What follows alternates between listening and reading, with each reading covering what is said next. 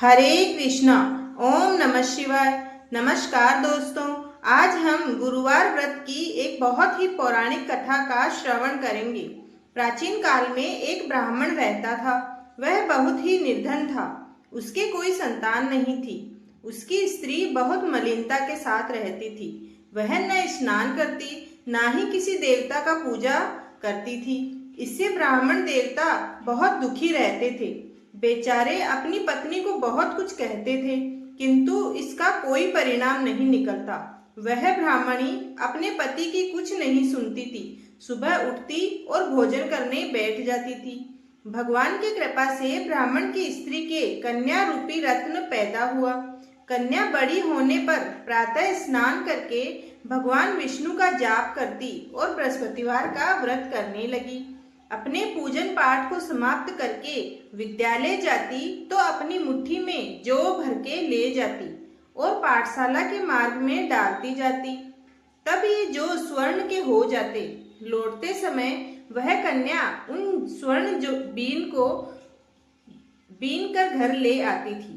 एक दिन वह बालिका सूप में उस सोने के जौ को फटक कर साफ कर रही थी कि उसके पिता ने देख लिया और कहा, हे बेटी, सोने के जौ के लिए सोने का सूप होना चाहिए।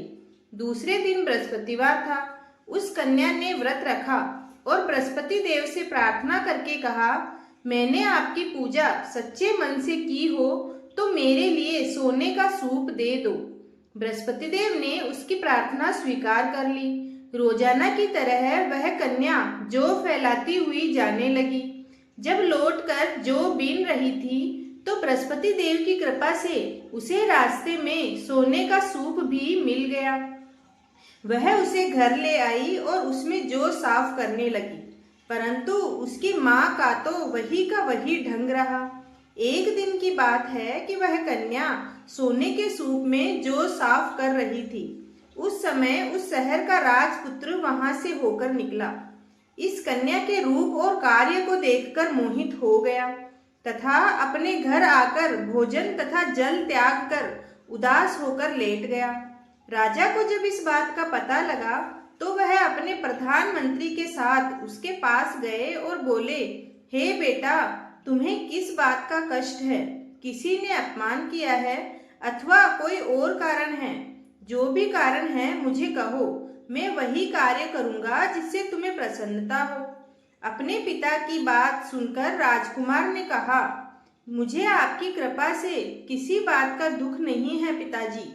किसी ने मेरा अपमान भी नहीं किया है, परंतु मैं उस लड़की से विवाह करना चाहता हूँ जो सोने के सूप में जौ साफ कर रही थी। यह सुनकर राजा आश्चर्य में पड़ा और बोला, बेटा, इस तरह की कन्या का पता तो तुम ही लगाओ। मैं उसके साथ तुम्हारा विवाह अवश्य ही करवा दूंगा। राजकुमार ने उस लड़की के घर का पता राजा को बतलाया। तब मंत्री उस लड़की के घर गए और ब्राह्मण देवता को सारे हाल बताए। ब्राह्मण देवता राजकुमार के साथ अपनी कन्या का विवाह करने के लिए तैयार हो गए तथा संपूर्ण विधि विधान के साथ ब्राह्मण की कन्या का विवाह राजकुमार के साथ हो गया। कन्या के घर से जाते ही पहले की भांति उस ब्राह्मण देवता के घर में गरीबी छा गई। अब भोजन के लिए भी अन्न बड़ी मुश्किल से मिलता था। एक दिन दुखी होकर ब्राह्मण देवता अपनी पुत्री के पास गए। बेटी ने अपने पिता को दुखी अवस्था में देखा और अपनी माँ का हाल पूछा। तब ब्राह्मण ने सारे हाल कह दिए। कन्या ने बहुत सारा धन देकर अपने पिता को विदा कर दिया। इस तरह ब्राह्मण का कुछ समय सुखपूर्वक व्यतीत हुआ। कुछ दिन बाद फिर वही हाल हो गया। ब्राह्मण फिर अपनी कन्या के यहाँ गया और सारा हाल कहा तो लड़की बोली, हे पिताजी, आप माँ को यहीं ले आओ। मैं उन्हें वह विधि बता दूंगी जिससे गरीबी दूर हो जाए। वह ब्राह्मण देवता अपनी स्त्री को साथ लेकर पहुँचे और तो वह बेटी अपनी माँ को समझाने लगी, माँ, तुम प्रातःकाल सबसे पहले स्नान करके विष्णु भगवान का पूजन करो तो सब दरिद्रता दूर हो जाएगी। परंतु उसकी माँ ने एक भी बात नहीं मानी और प्रातःकाल उठकर अपनी पुत्री के बच्चों की जूठन को खा लिया। इससे उसकी पुत्री को बहुत गुस्सा आया और एक रात को कोठरी से सभी सामान निकाल दिया और अपनी माँ को उसमें बंद कर दिया।